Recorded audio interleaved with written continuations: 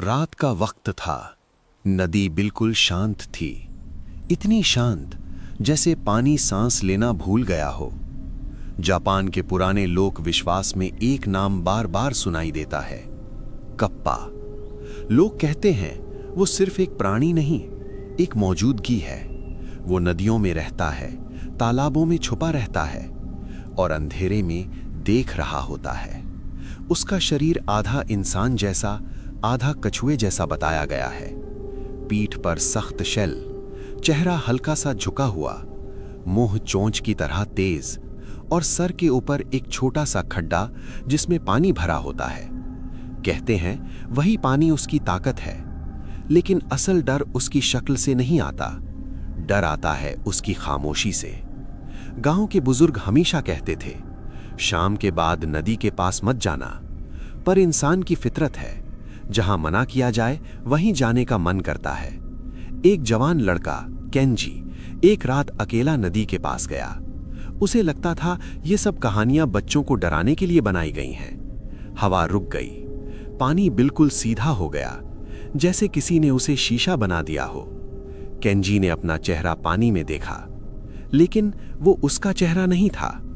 पानी में दिख रहा चेहरा हल्का सा हरा था, आंखें ज्यादा गहरी और पीछे एक और परछाई। केंजी ने झट से पीछे मुड़कर देखा, कोई नहीं। दोबारा पानी की तरफ देखा तो सतह पर छोटे छोटे गोले बन रहे थे, जैसे नीचे से कोई सांस ले रहा हो। उसका दिल तेज धड़कने लगा। तभी पानी में से धीरे धीरे एक हाथ बाहर निकला, पतला, हरा, उंगलियां लंबी। फिर एक सर के बीच में पानी भरा हुआ गड्ढा जो चांदनी की हल्की रोशनी में चमक रहा था। वो कप्पा था। लेकिन सबसे अजीब बात यह थी, वो मुस्कुरा नहीं रहा था, वो गुस्सा नहीं था, वो बस देख रहा था, सीधा केंजी की आंखों में। और जितनी देर वो नजर मिली रही, उतना ही केंजी को लगा जैसे उसके दिमाग में कोई और सोच घुस रही हो।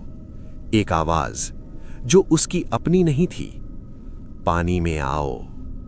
केंजी ने अपने कान बंद किए, लेकिन आवाज अंदर से आ रही थी। उसके पैर अपने आप आगे बढ़ने लगे। एक कदम, फिर दूसरा। पानी अब उसके घुटनों तक था। तभी उसे याद आई दादी की बात, कप्पा नम्रता को समझता है।